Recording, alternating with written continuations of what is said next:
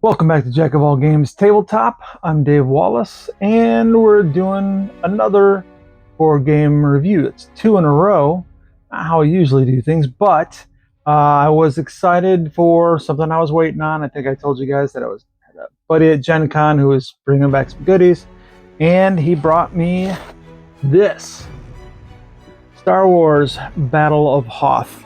Very cool game by Days of Wonder. If you are not familiar with it and you are a game collector, you may have heard of the game Memoir 44. This is basically a reskin of that. But yeah, super cool. I mean, it's Star Wars, it's Hoth, it's AT-ATs and it's, snow speeders, everything. I mean, this is a super cool game, and I was excited to get it. And turns out that it is a lot of fun and also very easy, very simple and quick. Good way to, maybe if you want to warm up before your big games, want to do a little battle with your friends. Excellent game choice. We're going to get into that. So let's go ahead and get into our review of Battle of Hoth. Like I said, this is from Days of Wonder. It's considered 2 to 4 players. It's kind of a small board unless you get 2 of them, put them together, which you can. I'd say best for 2 players, but 2 to 4 players, about 30 minutes per game, ages 8 and up, so you can get your kids involved and annihilate them. Let's get into this review with the theme, Battle of Hoth. A long time ago, in a galaxy far, far away, on the deserted planet Hoth, the usual silence is suddenly broken by the mechanical rumble of giant steel walkers. From their trenches, the courageous rebel troopers finally spot the Imperial forces, relentlessly moving towards them. The Rebel Alliance scrambles their valuable snow speeder squadrons in a desperate attempt to slow down the ground assault and complete the evacuation of Echo Base.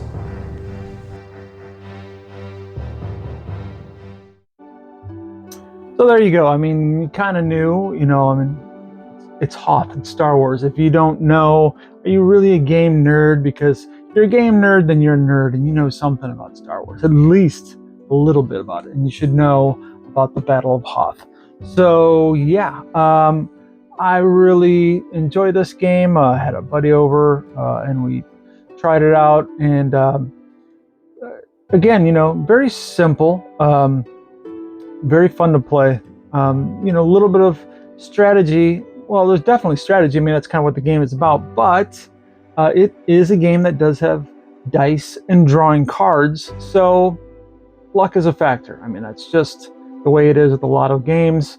And certainly plenty of times where I thought I was going to, play my finishing move and the dice didn't agree with me. That happens. But anyway, like I said, really cool stuff that I got with this. I got a little collector pin. Let's see, that came with it, and there was even this cool bag that came with it. As far as promotional stuff from Gen Con. So very happy with that. And let's find out what's in the box. What's in the box? In the box for Star Wars Battle of Hoth, you will find 1 double-sided game board, 1 rule book, 1 scenario book, 4 card holder sections, miniatures for snowtroopers, Imperial probe droids, AT-ATs, Echo base troopers, snow speeders, and rebel artillery, 25 Empire command cards, 25 Alliance command cards, 6 attack dice, 3 summary sheets, cardboard components for terrain tiles, victory medals, structures, and special forces badges, and campaign materials including 10 support cards and 4 campaign books. Now, I usually save any kind of complaints for when it comes to like the aesthetics category or how to play or whatever. But in this case, I'm actually my one complaint about the game actually comes in what's in the box. Because one of the things you need for this game, or one of the things you'll use, are these little victory tokens. They're double-sided, and basically, usually when you wipe out one unit, you score a victory point or token. And you place it down on these little spots on the board, and each scenario is different. Some of them you're going to try to win 4 victory tokens, some of them 5. There's other objectives as well. The problem is that right off the bat, from the first scenario, the first few scenarios at least, as far as I've gotten, you have to get at least 4, sometimes 5 of these. Well, there's only 6 in the box, and they're double-sided so that you can use either side, but that means if you have a very even match going back and forth, you don't have enough of these. The game doesn't come with enough of them. It's not a big deal. I mean, you can just kind of slide it down in the little spots on the board for these in order to keep track, or you can use something else. You can use any object lying around, small object, and put it in the right spot and still count it. But just one little thing that seems like kind of dumb to have only 6 of these. That was my only real complaint. So yeah, that has to do with what's in the box. Anyway, so moving on, let's talk about aesthetics. So most of the aesthetics are pretty simple, but everything looks really beautiful on it. The miniatures look great. They don't have like a bunch of random, poses as far as like the infantry. They have one standard one, so there's not a ton of different miniatures to it, but it does what it's supposed to do, and it looks good doing it.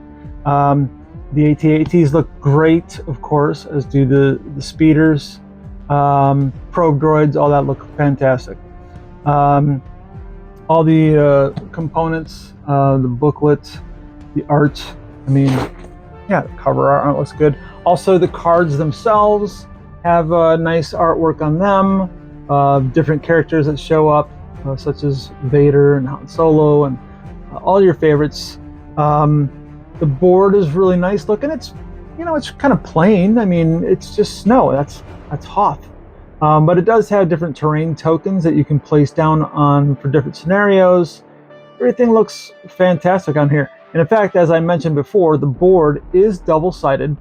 It's got, the one side for 2 players. It's got 3 different regions or zones.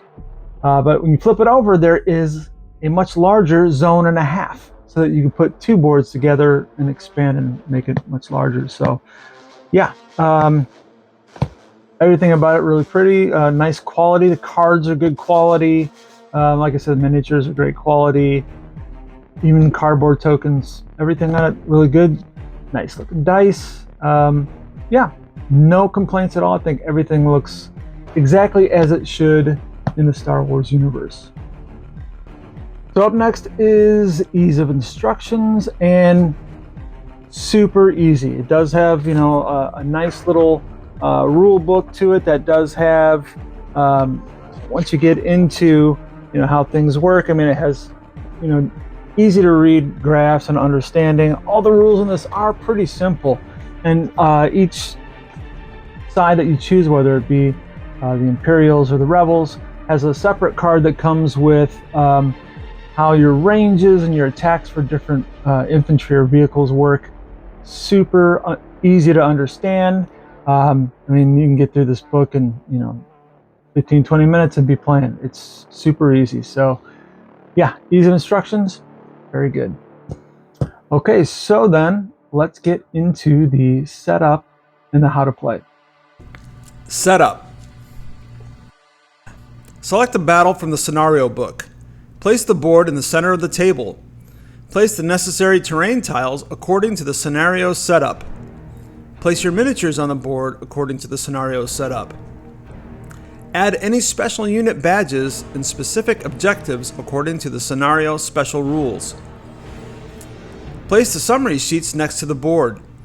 Assemble the card holder sections and place them in your player area. Choose whether you will play as the Imperials or the Rebels and sit on the side of the board with your appropriate symbols. Each player takes their 16 command cards along with 3 leader cards if they agree to use them, and shuffle their deck. The scenario will give you the amount of starting cards to draw to your hand. place your starting hand in your card holder and set the rest of the deck face down nearby. The starting player, according to the scenario, may begin by playing their first card. How to play. Each scenario has its own objectives for winning. Typically, it is by obtaining a certain amount of victory tokens. On your turn, you will play a card which may allow you to command a specific amount of units, possibly in a specific sector of the map. Those units may move and or attack. The summary sheet will explain what type of movement and attack each specific unit may complete, as well as what types of attacks will do damage to that specific unit. Depending on the range and any terrain restriction, a certain amount of attack dice will be rolled. The attack dice have different symbols on them, which may result in different types of hits, misses, or even retreats. Successful hits will result in one model of the unit to be destroyed. A full unit being wiped out will typically result in a victory point. The first person to reach the required amount of victory points will rule the galaxy until the next scenario. So up next is cost and availability. Currently, the game goes for $60, and depending on what kind of stuff you like, someone like myself who will get a lot of use out of this game would consider that a pretty good value. Some people who are into small box games, and maybe that might seem a little bit on the high side, but any game that comes with a bunch of miniatures is going to be a little bit pricey. So $60, like I said, for me, totally great deal. And as far as availability, this was released at Gen Con. So first, when I found out that I had a copy that my buddy got for me, it wasn't easy to find, but as of today, I checked it out. It's already on Amazon. It's a Star Wars game, so of course you're going to be able to find it in different places. I would imagine, I'm pretty sure I've seen Memoir 44 at Barnes & Noble, so I'm sure it's going to be there. But also, of course, game stores are going to want to carry this because Star Wars is always a big seller. So check your brick and mortar game stores first, see if you can get your hands on it. But yeah, should be pretty easy to find. Accessibility is excellent. As far as expansions, no, not yet. I mean, it's a brand new game. I know they did do expansions for Memoir 44, so good chance that could happen with this one. I guess we'll see. There were some promo miniatures for some of these structures in the game. The structures are, except for the cannons, the artillery cannons, but there's other structures like shield generators, stuff that are just, they're on printed on a tile that you just lay down. But I guess there were some promos of different things like that out there. Other than that, yeah, no expansions. All right, so for my final thoughts, it's probably pretty obvious that I really like the game a lot. I'm gonna play it a lot. It's just a quick setup. It's got a lot of different scenarios in it. It also has a campaign mode. It has separate books for the campaign. It has separate cards that you can add in to the campaign as well. So, I mean, there's a lot that comes with this, and like I said, I'm going to get a lot of play out of it. So interesting though, when I played this with my friend Russell the other night, he brought over another game that I want to get very much. It's going to be one of the next ones on my list. And that is the Lord of the Rings Fate of the Fellowship, which is, another pandemic game basically. But I just loved it. And that was a much longer game. I think we played that for a couple hours. Whereas this one, we went through a scenario in a half hour. So, and it, like I said, that Lord of the Rings game was so beautiful. And when we got done, Russell asked me, if you could only pick one of these two games that you could have, that was it, which one would it be? And as much as I felt like the Fate of the Fellowship one was the more beautiful, the more intricate, and seemed like something that I would get a lot out of, but I had to choose this one because it's just going to make it to the table a lot more. This is a game where, again, if you have a game night, You can, play this, maybe before your big game or play it in between games.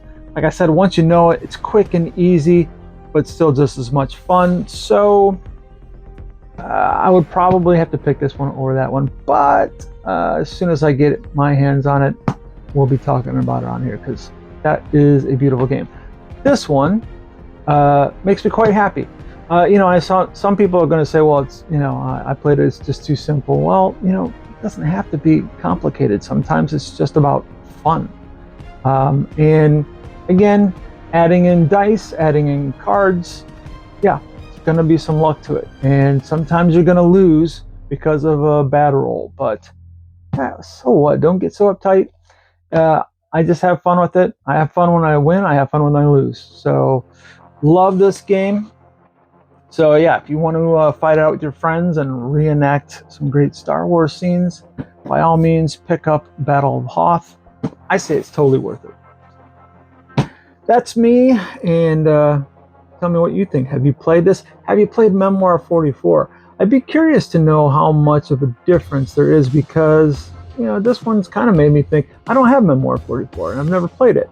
But it is a game that has been on my to-get list for a while. So I'm curious, for anyone who's played both, how much of a difference is it? Obviously, the theme being Star Wars versus World War II, but I'm interested in both. So should I get Memoir 44 also? Guess we'll see. Yeah, let me know your thoughts, and until next time, get out there and roll some dice.